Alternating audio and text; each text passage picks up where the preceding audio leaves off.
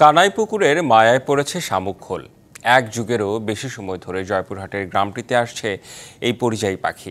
এলাকাবাসীও গভীর মমতায় আগলে রাখছে তাদের। নিরাপদ আশ্রয় পেয়ে পাখির সংখ্যা এখন 10,000 ছাড়িয়েছে।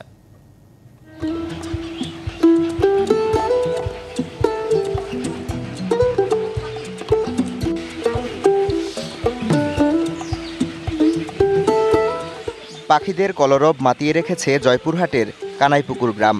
গাছের মগডালে শাখায় ভিড় জমায় বিরল প্রজাতির শামুক খোল। নায়াসিনামাইড ও স্যালিসাইলিক সমৃদ্ধ লিলি ফেস ওয়াশ, যা ফেসের ডেড স্কিন সেল দূর করে দেয় দ্বিগুণ ফাস্টার ব্রাইটেনিং। সোনালি রোদে ফুটে ওঠে তাদের অপরূপ সৌন্দর্য। হঠাৎ দেখায় মনে হতে পারে থোকায় থোকায় ফুটে থাকা ফুল। তবে পাখিদের এই উপস্থিতি সারা বছর থাকে না। এপ্রিলের শুরুতে তারা দল বেঁধে আসতে থাকে এই অভয়ারণ্যে। অকৃত্রিম ভালোবাসায় পাখিগুলোকে আগলে রাখে এই গ্রামের মানুষ।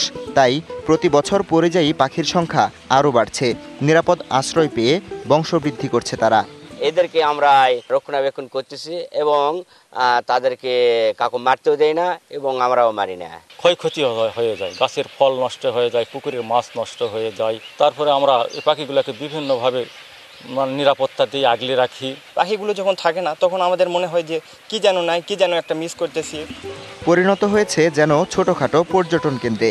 দূর দূরান্ত থেকে আসছে পাখিপ্রেমীরা। মাঝে মধ্যে আমি এখানে চলে আসি, আর বিকেল এবং সকালে পাখির কিচিরমিচির শব্দ খুব ভালো লাগে। পাখিগুলোকে অত্যন্ত সুরক্ষা দিচ্ছি। মানুষজন আসবে, তারা একটু বসবে। যদি সরকারিভাবে একটুখানি সহায়তা পাওয়া যেত তাহলে মানুষেরা এখানে খুব আসতো এবং সুবিধা পেত। এই অভয়ারণ্য গড়ে ওঠার পেছনের কারিগর গ্রামবাসী। তাদের সহযোগিতার আশ্বাস প্রশাসনের। পাখিদের খাবারের সংস্থান, পাশাপাশি ওই জায়গাতে যে তাদের বংশ বিস্তার কিংবা অন্যান্য যে বিষয়গুলো আছে এইগুলোকে যেন স্বাচ্ছন্দ্যময় এবং নিশ্চিন্ত একটি জায়গা সেটা যেন করা যায়, সেই পরিকল্পনা আমরা ইতিমধ্যে গ্রহণ করেছি। এই পরিযায়ী পাখিরা ডিসেম্বর মাসের শেষ দিকে খাবার সংকট দেখা দিলে কয়েক মাসের জন্য কানাইপুকুর ছেড়ে যায় অন্যত্র।